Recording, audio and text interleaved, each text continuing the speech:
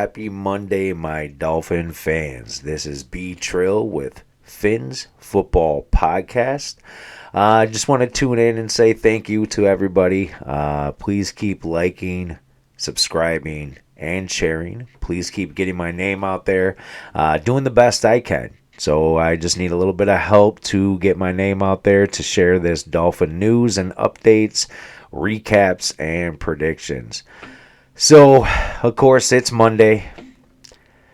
Monday. Not a victory Monday. Wish it was a victory Monday. Was hoping maybe Skyler could pull it out, but as we see, it was a tough road trip. Very tough. Injuries are piling up.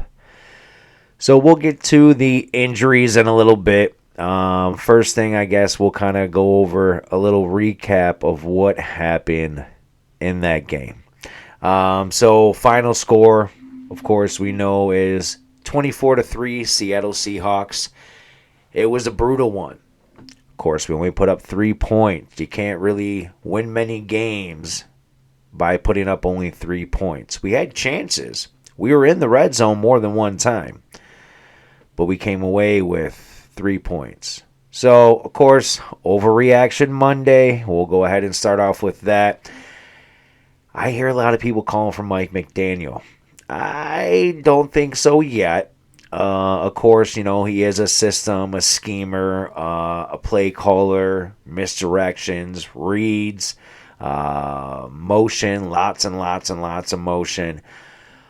But I don't think he can do that with everybody. Of course, we're seeing the learning curve with Skylar Thompson, but I wouldn't call for Mike McDaniel's head just yet. Yeah, there were some head scratchers on a lot of those play calls. One of the main ones being we were running the ball, but yet at one point we did 6 consecutive pass plays. I don't know about you, but I would do a lot more 50-50 or even lean 60-40 on that running game. Some more head scratchers I'll get through. Jalen Wright. He carried the ball 2 times. You would think those 2 times would be ineffective, but he carried the ball 2 times for 17 yards. One was for 9 yards. The other was for 8 yards. Those are both high averages. We should have just kept running and punching the ball. But we weren't. We weren't able to maintain that because we were down. We weren't down big the whole game. Of course, that last score for Seattle did come late in the third, I believe it was. Actually, it might have even been in the fourth. But for a lot of the game, we were only down by 2 scores. We had chances to get back in the game so many times. But I think we definitely deflated our own balloon on that one. So, of course, the score did end up being 3-24. But I do want to run down some of the team stats to start off with. This kind of did the telltale of the game. This kind of makes you understand why we lost. So, first downs, Miami had 13 first downs. Seattle had 21. Okay, big difference there. Third down efficiency, though. We went 1 for 12. 1 first down out of 12 different attempts. 1 conversion out of 12 attempts. You're not going to win football games. If you can't convert on third down and you're not scoring on first and second down, there's not much to it unless you have high efficiency on fourth down and you just keep going for it. But 1 for 12. Yeah, that needs to change. That's one of the big circle of one thing we need to change immediately. Fourth down, we went for it 3 times. I don't think we should have went for it 3 times. But then again, I contradicted myself during the game. Here I'm like, oh, don't go for it. Run out the kicker. Jason Sanders can make this. And he didn't. And he shanked it. And then at that point, I'm like, whoa, well, it was 4th and 2. It was 4th and 1. I guess we should have went for it instead of taking the 3. But in previous cases, we don't take the 3, and then we don't convert the 4th down. Then we're like, oh, man, we should have taken the points because we only lost by so-and-so. And so this time we say, oh, take the 3, and then we shank the field goal. But 0 and 3 on 4th down, of course, that's not going to do anything either. Total yards, almost doubled up. Miami only had 205 yards total. Seattle had 370 yards total. Passing, we had 140. Rushing, we had 65. 140. Yeah, we're missing Tua. We're missing a quarterback that can lead this offense, this quick-tempoed offense. And a lot of the times, a lot of the game, I saw Skylar Thompson sitting back there scared or didn't want to make a mistake, which I understand, I respect. But he didn't have that much time. A lot of the times when he did have time, when the offense finally did protect, he just sat there in the pocket, gazing, scanning. He needs to use the dump off or the check down method a lot more. We do have running backs to check down to. We do have a couple tight ends. Jonnu Smith, check down to him. Don't stand there, keep looking for the deep shot. I know Tyreek Hill, he'll switch positions, keep moving, but you can't sit back there for 7-8 seconds. That's what happened on that one big hit, which is, I'm surprised he got up from that one, and that's not the one that knocked him out the game. But when he kind of moved up to almost the line of scrimmage on the far right sideline, and he was just sitting there waiting to pass the ball instead of running, and he got hit from behind hard, real hard. There was a couple times where they showed the replays, and Skylar Thompson went down hard. I mean, he got sacked 5 times. That's huge. That's a lot. He needs to get rid of the ball. He needs to be decisive, or needs to use the check down, because if he's going to come back and continue, he needs to get rid of the ball. I understand his experience isn't there, but he got to step it up. We need you, especially when we don't have the best offensive line, especially when our offensive line is facing injuries. That's when you need him to step up. As far as Seattle, they had 270 yards passing and 100 yards rushing. Of course, they didn't have Kenneth Walker. We didn't have Raheem Mostert, but Zach Charbonnet, he gave us the business. He was running down our throats and breaking tackle left and right. We need to gain tackle and hold our tackles instead of just arm tackling. And that's getting ran through. Penalties, they were actually pretty even. Did it seem it? No, but you had a couple personal fouls, like that one on Waddle out of bounds that kind of evened up the score. But we had 11 for 85. Seattle had 11 for 92. Not too bad. Julian Hill, did he have all of them? Like, every time I turned around, Julian Hill was getting called for holding or illegal formation or false start. Like, Julian Hill, I need you to chill on these penalties. I mean, he had probably at least 4 or 5 of them, but it seemed like he had all 11. It was just continuous. Our holding, we had a few of those, but not too many.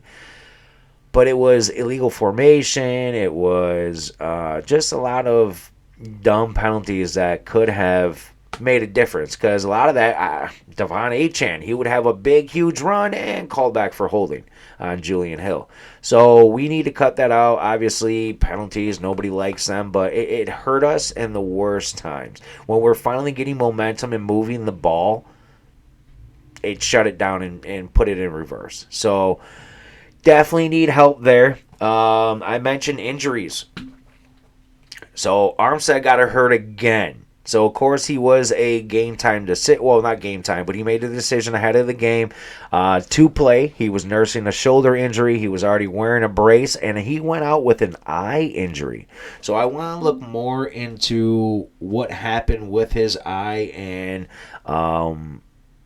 what's the extent of it? Is it going to be out weeks? Does it need surgery? Was it just a poke in the eye? Was it something we kept him on as precaution? I need to look a little bit more into that, but he went down with eye and also concussion. So concussion as well as Kendall Fuller, that was why he went down. So Fuller, Armstead, and of course Tua, all in concussion protocol. So we'll keep an update, see how fast they move out. Along with concussion protocol, I did see Barry Jackson did do an update about some stuff he saw from neurologists. So it looks like they did come to a conclusion where, well, not conclusion, but they did see studies where the more injuries to the head, the more concussions, the longer road to recovery. So that's not good because we're hoping 4 weeks maybe. I'm hoping 4 to 5 weeks with the bye week. But we do know Tua sat out a long period of time in 2002 and then came back and then got concussed again. So who knows? Who knows how long he'll be out. Also, as far as injuries, we have Skylar Thompson, of course. He had his chest injury. I mentioned earlier, I'm surprised he isn't in concussion protocol the way his helmet kept smacking the turf. But he is dealing with a very painful rib injury is what Mike McDaniel said. So something's going on. I don't know if it's a broken rib. I don't know if it's a bruised rib. But Skylar Thompson tried to keep coming back into play. What's crazy is if Tim Boyle got hurt, we would have had Snoop Huntley come in, who is our emergency quarterback. Of course, he's not ready yet. He doesn't know the offense. Maybe he'll be ready next week. I'll get to next week in a little bit. Also hitting the injury report, unfortunately, David Long Jr. We did see Anthony Walker come into play. Mixed feelings on Anthony Walker. He made some plays, but then he gave up some plays.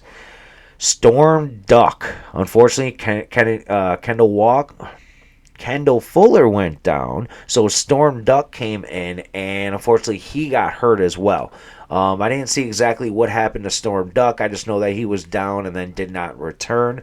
And Alex Ingold, not sure what happened to him either. So I need to do some updates on once I get all these injury reports and everything in, but not good news when we're adding more and more players and we're already not healthy. Our depth is not as strong as other teams, as we're starting to realize with all these injuries, but we'll see.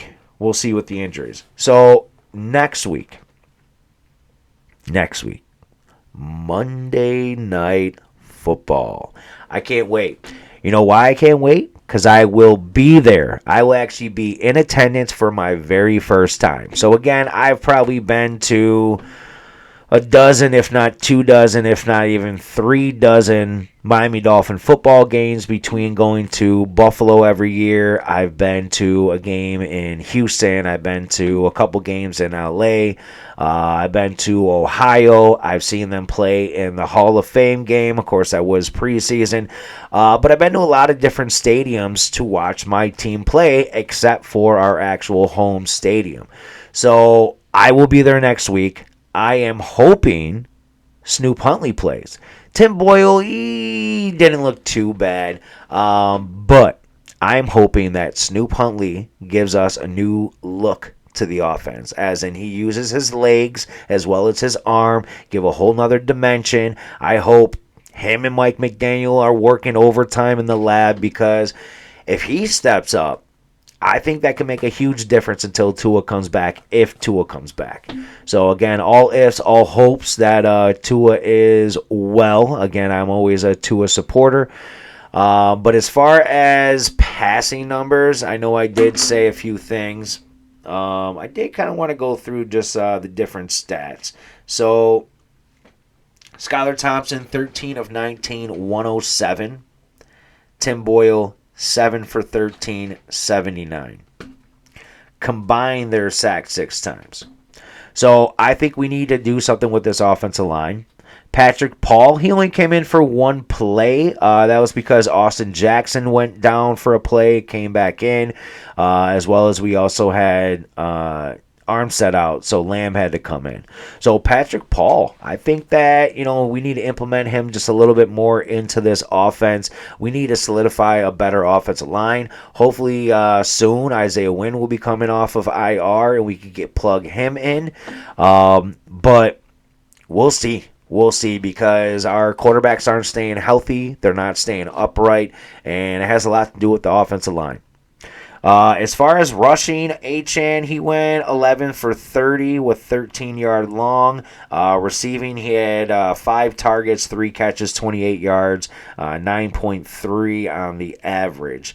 Other rushers, like I said, Jalen Wright, he had 2 rushes, 17 yards. Jeff Wilson, 3 rushes, 14 yards. Tim Boyle had 1 for 6. Ingold went backwards, 1 for -2 yards. Tyreek Hill, 5 targets, 3 catches, 40 yards. Wow.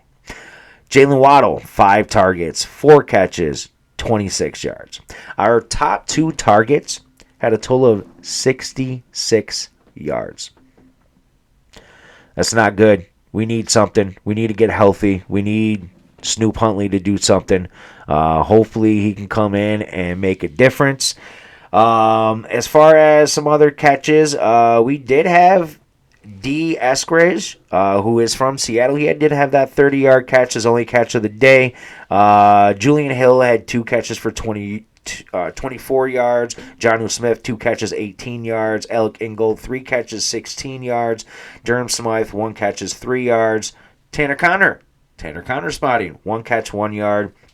On defense, though, we had 3 big sacks. We had Hand had a big sack, Sealer had a sack, and Calais Campbell had a sack. Sealer would get my game ball even though we lost, because he also had that pick that was tipped up in the air, and Kader Kohu had that pick that was tipped up in the air.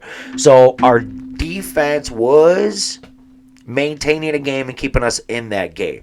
I think without our defense making those 2 interceptions, I think we would have lost by a lot more. So our defense hasn't been doing too bad. Of course, DK did have that one deep ball. So I think it was 71 yards for a touchdown. But we just need to tighten up against the Titans, ironically. So Monday night, again, I will be there. I'm thinking of doing a little video blog of my trip, as well as I'll be bringing you some interviews from Dolphin fans from the tailgate. I'll give you my predictions early on in the week, probably from the hotel. I'm in an Airbnb. As well as I may do some post-game recaps from the parking lot. So we'll see how the game goes. I'm hoping for a better result. Titans I'm pretty sure they lost yesterday, so they haven't won a game yet. So again, I just want to say thank you for everyone that tunes in. Like, subscribe, please share, get my name out there. I know not many people know about this channel, but I do want to grow as fast as possible. So please, if you're listening, others might want to listen too. So share, subscribe, get my YouTube channel out there.